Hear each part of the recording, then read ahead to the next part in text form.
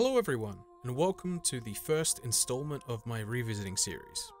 So today we'll be revisiting The Witcher from 2007. Developed by CD Projekt Red, this game was based on the Witcher novels by Andrzej Sapkowski. I'm probably butchering his name, I'm sorry. Just gonna call him Sapkowski from now on. Sappy. The Witcher games themselves take place several years after the events of the novels, which has quite obviously allowed for some awesome custom storytelling and maneuverability in the game design. I personally think, alongside many other people, that CD Projekt Red has captured the essence of the world that Sapkowski created and essentially just brought to gamers like you and I over the last decade. We will skip the bullshit CD Projekt Red has pulled in recent years to all of us, just for the sake of appreciating this game in its entirety once again. So everyone and their guinea pig probably knows what and who The Witcher is by now, especially with the release of the third installment in 2015 and the currently ongoing Netflix series.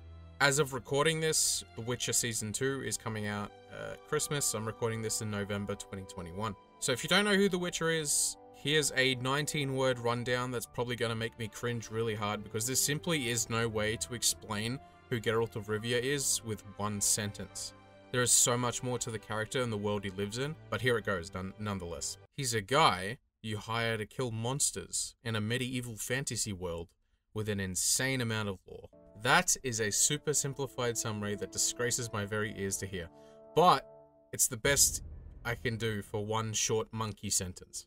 If that interests you in any way though, go pick up the first and second books. Those are probably my most favorite of the novels, and also give this game a go. Or even The Witcher 3 a go if you really don't want to play the older ones. So since I first played The Witcher Enhanced Edition 6 years ago, in anticipation for The Witcher 3's release, I thought I'd never boot it up again after completing it for the first time around. I was wrong.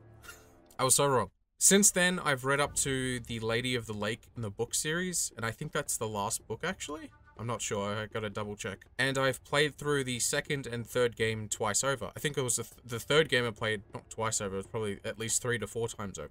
So yeah, as I said, I'm pretty sure the Lady of the Lake is the last one, but I still haven't finished it because I am the epitome of a slow reader. It took me almost 2 fucking years to get through all the books.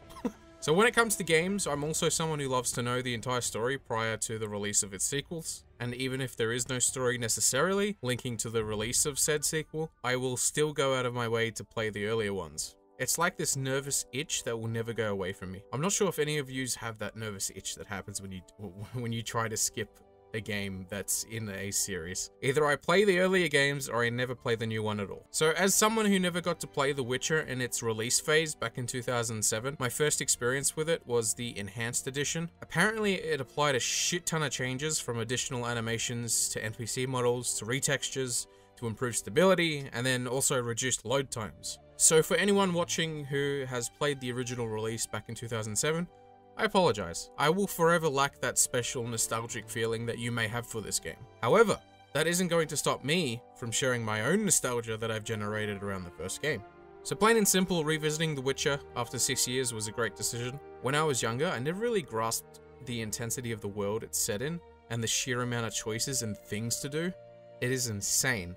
I think when I first played this, I wanted to just get a gist of the story, speed through it, and have it done and dusted so I could move on to The Witcher 2, and then onto 3 once it released. That was a horrible move in hindsight, for me at least. I went into it not fully appreciating the world CD Projekt Red had crafted. Coming back to it now, having read almost all the novels, played all the games, including the Gwent spin-off, fuck, I love the tabletop games in this universe, they are so fun. Especially Dice Poker. I could see this game clearly for the first time without this incessant nagging in my head to finish it before the next Witcher came out. So this game goes on sale a lot, and is really cheap at that, sitting around $14 Australian. So for the price range and worth in regards to time versus money, it's a no-brainer as to whether you should buy this full stop.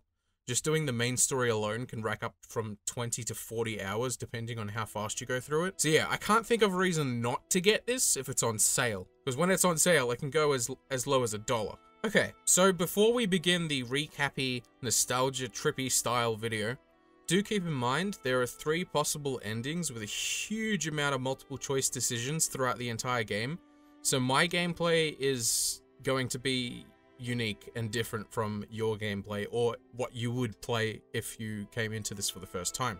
So if you do want to enjoy this with a fresh perspective and haven't played it yet, only watch the tips and tricks chapter coming up and the technical issues chapter at the end, as you might want to know what you're getting yourself into. So without further ado, let's revisit The Witcher. Alright, so a quick list of tips, tricks, and interesting discoveries I'd suggest knowing before playing. Number 1. This runs on the same engine as Dragon Age Origins and Mass Effect 1. Do with that what you will. I just couldn't believe I didn't notice that the first time I played. It has such an effect on you if you've played those other games. I don't really know how to explain it. It's awesome. Number 2. Quick save non-stop. Also delete the older saves to keep it all clean. This game is extremely unstable. More on that in the technical chapter. Number 3. Dice poker and Witcher contracts are probably the best way to make money in this game. Selling shit and beating people up is good, but it doesn't put gold on the table. Best people to verse in dice poker are Thaler, only in chapter 2 though, as you can't verse him later on, and Charidian in chapter 4. Their gold pouches seem to be bottomless, almost like glitchy bottomless. Number 4. At the end of chapter 4, you will get a very powerful silver sword. Save your runes if you haven't made one yet, or need an upgrade, because this sword is really good. Number 5. Back to the beating of people. I found this glitch when you beat up people, where if you punch, then right-click immediately, and then punch again, you'll just continuously beat the shit out of them, without them having a chance to hit you. It's the most broken shit ever, so if you want to make a little bit of gold at a continuous rate, just use that. Number 6. Holding down Alt on the keyboard will show you everything that is able to be interacted with. This really helps in both navigation and collecting things. Number 7. More types of enemies will spawn in older areas that you're still able to access as you progress through chapters. An example is Kikimors will appear in the swamp from chapter 2 if you revisit it in chapter 3. So it's always wise to go check out an old area if you still have access to it from the current chapter to see if there's any new mobs that spawn. This is not Minecraft when I say mobs. Number 8. Finish what you're doing before progressing into the next chapter or even certain story quests, as the game can either break a side quest or render you unable to complete it by disallowing access to the NPC or just breaking down completely. This game is very, very glitchy sometimes. Is it number 9? Yeah, I think number 9. Number 9. Group mode combat is really good if you get large amounts of people or monsters around you, and if you nurture it in the skill tree, it just becomes ridiculous. Also, in certain areas, you'll be able to kill anyone you want, so watch your group combat mode, because you can accidentally kill things that you're not meant to. Number 10. The skill tree is quite expansive. Don't just go willy-nilly spending your points like the coins at the pokies. Actually think through what sort of build you want to have for Geralt, as spreading your stuff absolutely everywhere can actually be really detrimental at times. I'd highly suggest you obtain intelligence perks, as they probably impact interaction the most in the game. An example being the ability to gather herbs, which you'll be prompted to get eventually. But another one is to make bombs, which you're never prompted to get. So I would highly suggest you have a look through the intelligence tree. There are also special perks you can only get by drinking special potions, so keep that in mind as well. Number 11. Make a macro that holds down W for you. There will be a lot of running. I remember there being a lot, but not this much. It's a fucking running simulator at times. Number 12. Gather every single alchemical ingredient you come across. It's rare you'll fill up the bag with them, and they are super useful for potion making. Number 13. If you can, when interacting with a merchant, try to buy all of the herbalism books and potion recipes. You won't just pick up a lot of these, so they'll need to be bought. Number 14. Don't ignore the potion system. Gather as much strong alcohol from merchants as you can and make potions and actually use them. They are extremely helpful in multiple situations. Number 15. There is a storage system in the game. Generally, talking to any innkeeper will allow for access. Number 16. Find blacksmiths to craft new weapons. There is also an armor piece you can get later on, which is around 5,000 orens, so start saving. After that, there's an even better one that is quest related. Number 17. Use combat's fast attack or group attack mode to move faster through the world. Generally, this might involve you having to wait until nighttime in populated areas to even be able to enter combat mode, but it will be worth it if you get tired of the running speed cap. Number 18. You can track quests individually by clicking here.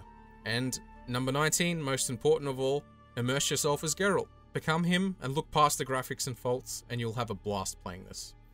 So that's about it for tips, tricks, and stuff I want you to know before playing. Also check the technical chapter at the end if you want to play. So, let's get into our nostalgia recappy style video. First off, holy shit, the cinematic cutscenes are beautiful. Not, you know, perfect, but pretty neat. I don't recall them at all, to be honest. Wonders of having a bodgy memory. Barely 2 days have passed since they found you.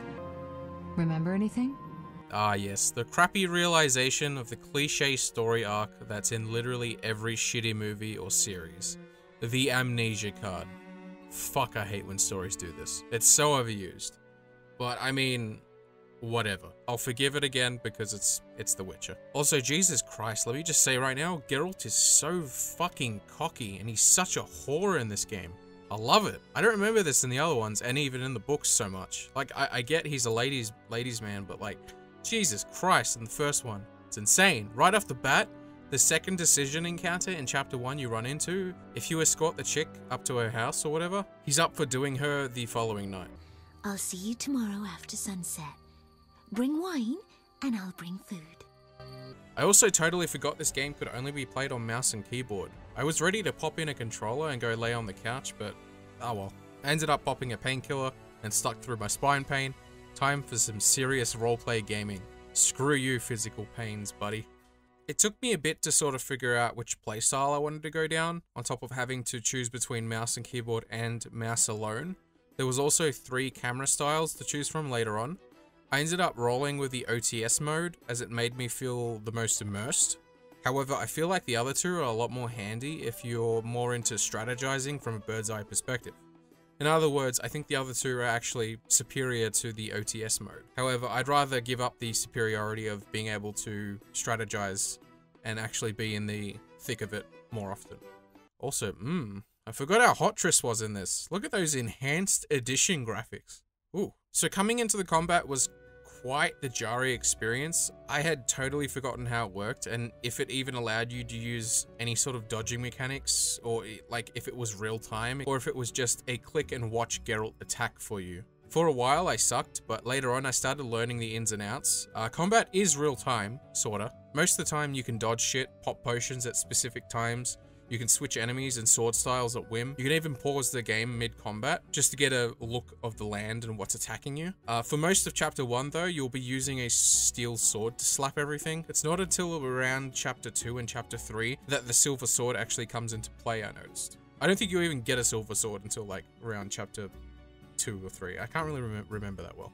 So woo-wee! It felt good to be in the OG Kaer Morhen again. Even if it was just for a bit, you actually don't get to stay here as long as I remember. Like, when you compare it to the countless hours you'll be exploring the other areas of the game, it's not that much time. It's a shame. So something that slapped me in the face even harder was the realization that the chapter system is more in depth than I originally thought when I first played. So one of the most obvious things that is apparent to me now is the attitude and behavior of the NPCs around you as you progress further on. Like, the chapter system emulates the hierarchy of the game's political systems really well. For instance, in chapter 1, it's mostly beggars, poor people, and just very simple folk that live on the outskirts of the city. They have really no care for politics and they just try to get on with their lives.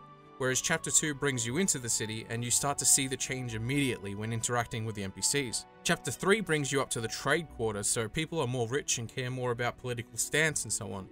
It's actually constructed really well. I can't believe I never noticed this. Chapter 4 takes you out of the entire scenario for a small vacation of sorts, but eventually it shows you can't run from everything forever when there is very strong political problems back in the cities that can affect everyone, even on the outskirts and even in places that are not the city. And then chapter 5 and the epilogue are probably the most confronting in terms of the realization of the in-game world's fragility. Anyway, that's just something I found neat. I haven't really seen many games do that in the sort of societal hierarchy vibe in that way before. Games do that, but not in this particular way. So given this takes place years after the events of the books, Ciri or Cirilla is no longer a kid, so you end up meeting a rip-off Ciri called Alvin. He actually plays a vital part in the ongoing story for the games, but still, I couldn't shake the budget Ciri vibe I kept getting off him whenever I talked with him. Now the fact that I've read most of the books and played all of the later games, I do understand Alvin a lot more now, the whole Elder Blood thing and the Source thing. So when I originally played, I didn't really get it all. at all. It was just confusing as hell. I also think it's nice how you and, in this particular run through I did, Triss, take care of him. It's very sweet. It's very reminiscent of how Geralt would look after Ciri. There's also a Ciri reference from an innkeep in chapter 1 that I managed to miss. I tried to talk with everyone I came across. I wanted to immerse myself as much as I could into this world. I can't believe I fucking missed that. Yeah, I found out about it after I finished the game. Here's the clip. I'll play it. You can skip it if you want to. I think it's actually pretty neat. You must know some interesting stories. Sure, I'm an innkeeper. Long ago, in a valley far away lived a girl. She was a true princess, sorceress, and witcheress. All three? Isn't that a bit much? Don't interrupt. You want to hear the story or not? I won't interrupt again. A story about destiny might prove useful, Witcher. She was born a princess who wanted for nothing, had loving parents and a grandmother who was a great queen. She lived in palaces guarded by hundreds of knights. Everyone thought she'd become a powerful queen, but fate had other plans. Her parents died. Enemies butchered her grandmother and took the kingdom. Still, the princess survived. Her fate became bound to one particular witcher. She gained a new family at Kaer Morhen, the hold of the witches. She learned to fight, yet destiny once again made noise. The lass had magical talent. She was a source. The witches feared the uncontrolled power of a source and needed a sorceress to assist them. She studied arcane magic. The sorceress loved a witcher, and the two adopted the girl. She was truly happy and could have become a powerful sorceress. But war broke out and fate separated the family. Aggrieved, the lass disavowed magic and became a huntress.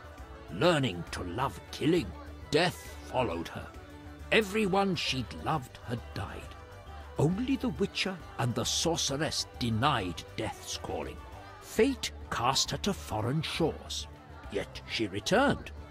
The worst assassin tailed her, yet she emerged victorious. Agents of all kingdoms pursued her, yet none caught her. When she killed all her enemies and peace descended upon the world, she rejoined the witcher and sorceress, only to have destiny sneer at her again. What happened? A peasant, unskilled in arms, killed the witcher. The sorceress died trying to revive him.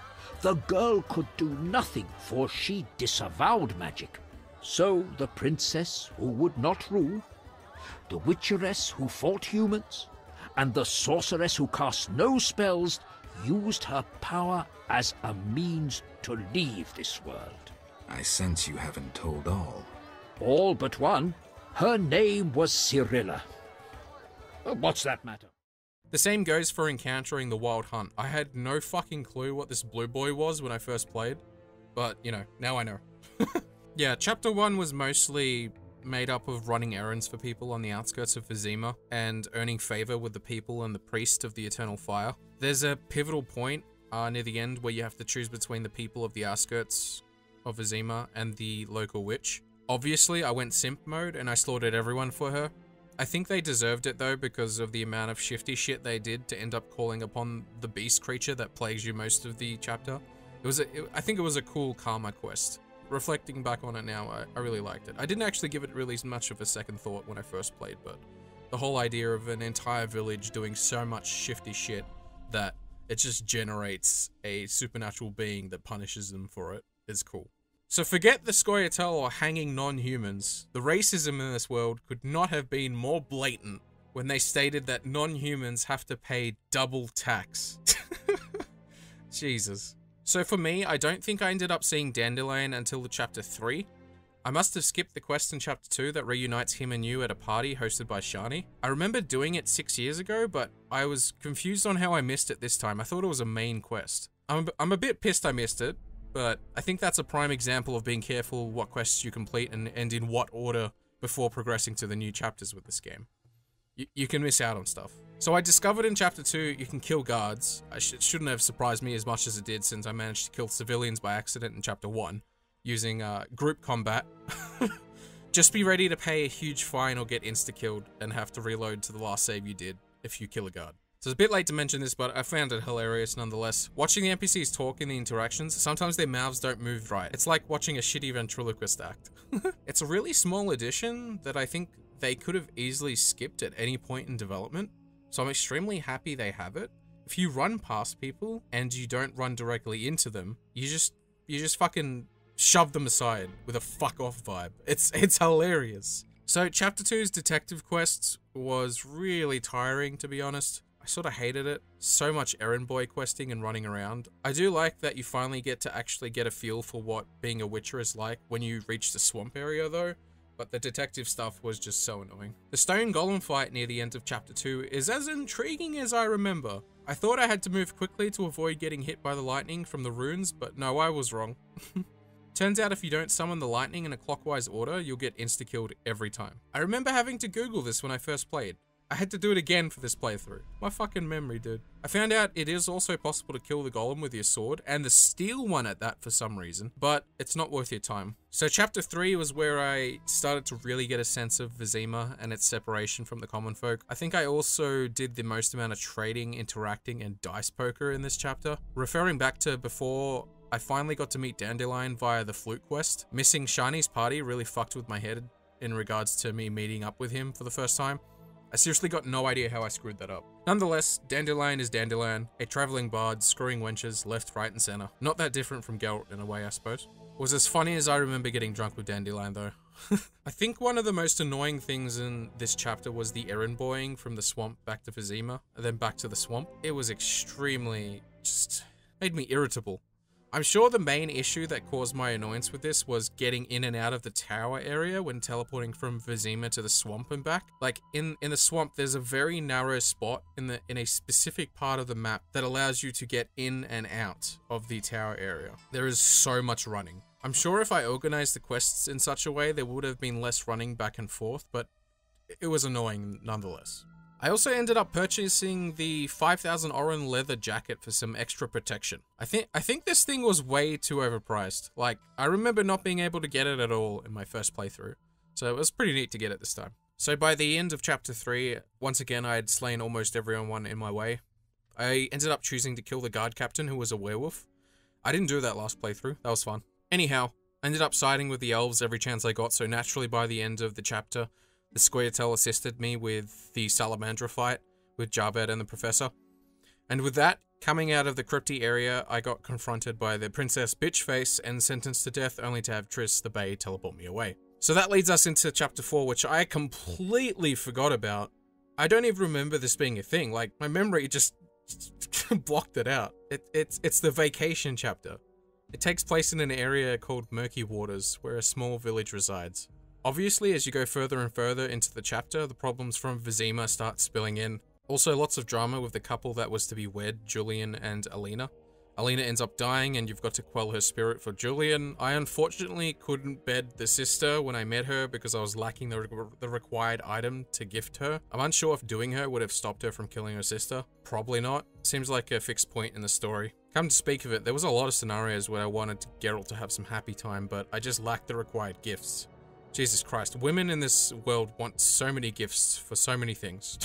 So there's some stuff about Alvin we discover throughout this chapter. Also, Alvin was going to live with the couple that obviously can't happen now.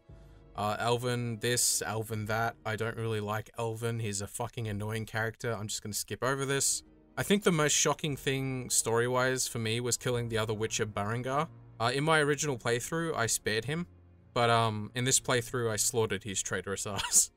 I don't know why I spared him in the first playthrough. He's an annoying character that whines too much. I do get his character though. He didn't like what the witches did to him, and I can easily imagine other witches going down the same path he did. So the funniest thing in this chapter was getting the cow to follow me around. This fucking low resolution polygonal cow following me everywhere was so stupid. I loved it. Also, Alvin follows you for a while too. Fuck off, Alvin. Dueling the Wraith for Alvin was silly as well. I loved it.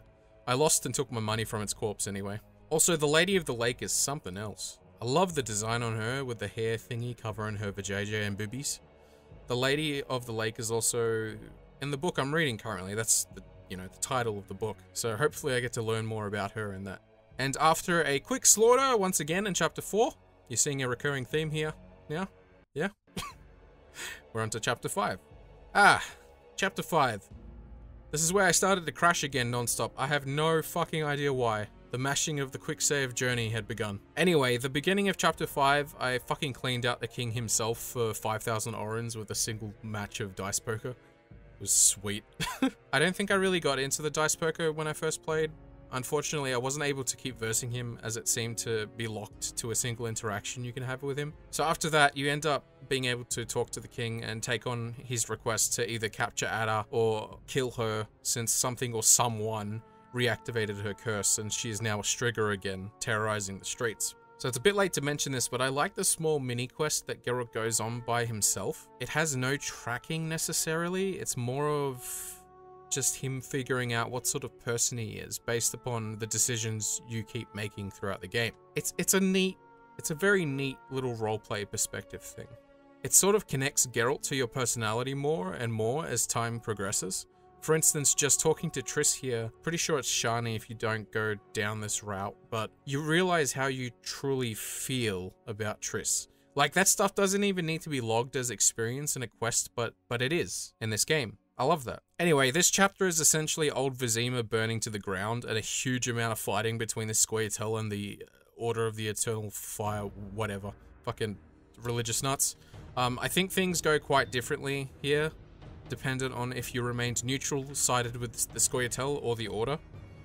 However, on this playthrough, I'm a squirrel, ma. Look at me, I'm a squirrel! So I end up helping the Scoia'tael fight off the Order. Whole end goal is to make it through Old Vizima and into the swamp area full of crypts to reach Ada.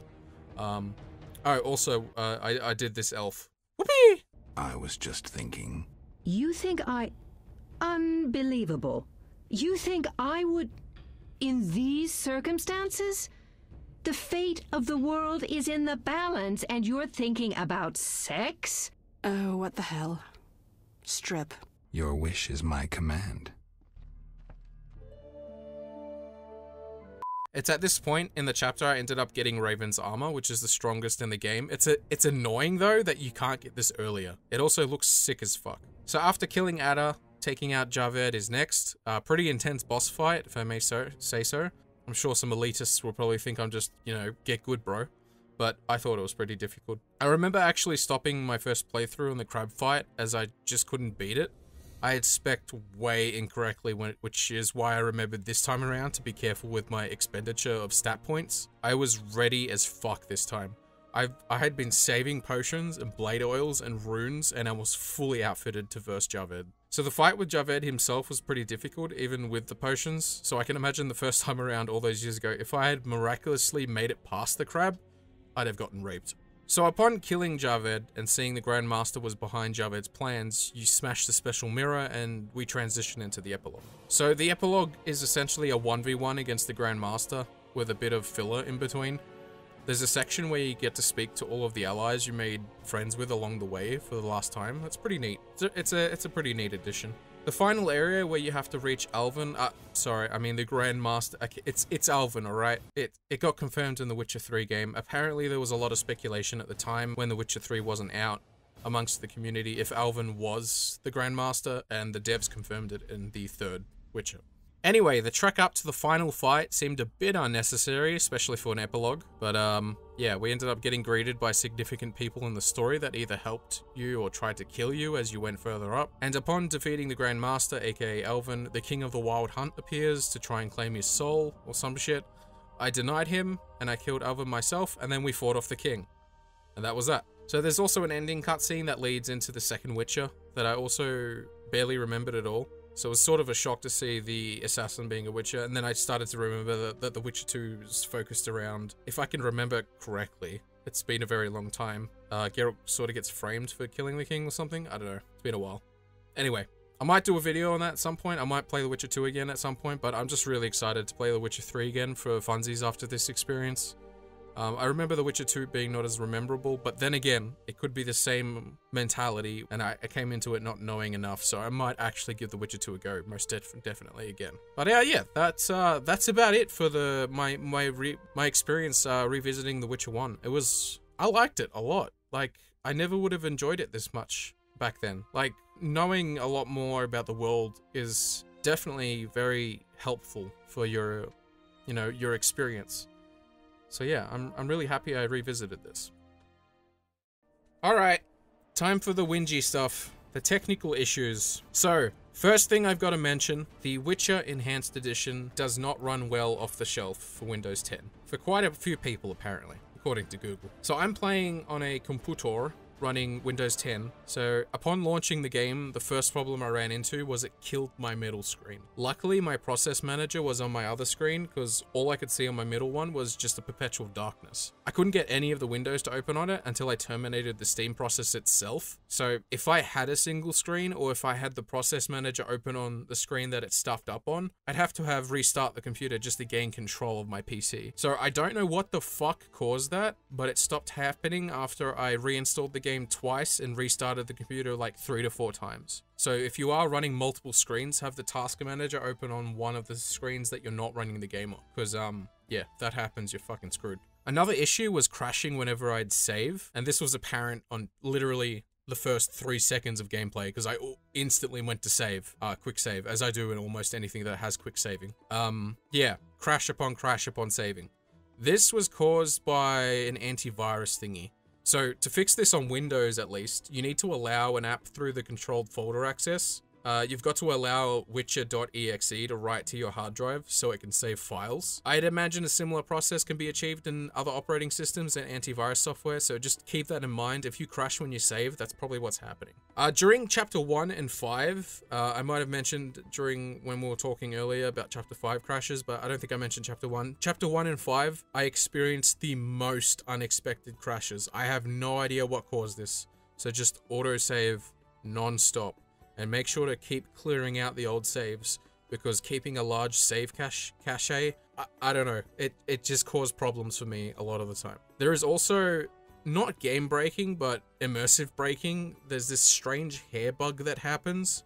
It can be fixed by setting your FPS limit to 120 or, you know, 60 or whatever's good for your computer. I set the FPS limit to 120. And it stopped it. And you can't do this in game, I'm pretty sure, so I had to use my NVIDIA settings to do it. So you can actually go to, if you have an NVIDIA card, you can go to the NVIDIA settings and then you can choose which process you want to limit the FPS for. So I chose The Witcher and then I chose 120 FPS. So I think the problem with the hair is if you have the game running at an unlimited amount of FPS, it just doesn't know what the fuck to do with that old hair. I don't know, but yeah. As for technical bugs, that's about it.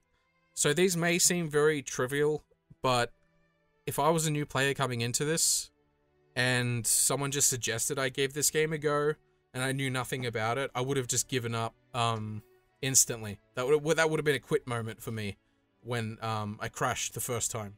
And then crashing the second time would have definitely made me quit the next time. And then seeing the hair problems would have probably just, you know, pissed me off even further. So I put up with that because I know how good this game is now and how good the world is in the lore, but I could imagine a brand new player coming into it not knowing anything about The Witcher. They'd just give up instantly. So yeah, that's The Witcher Revisited. Hope you guys enjoyed, and I'll see you in the next one.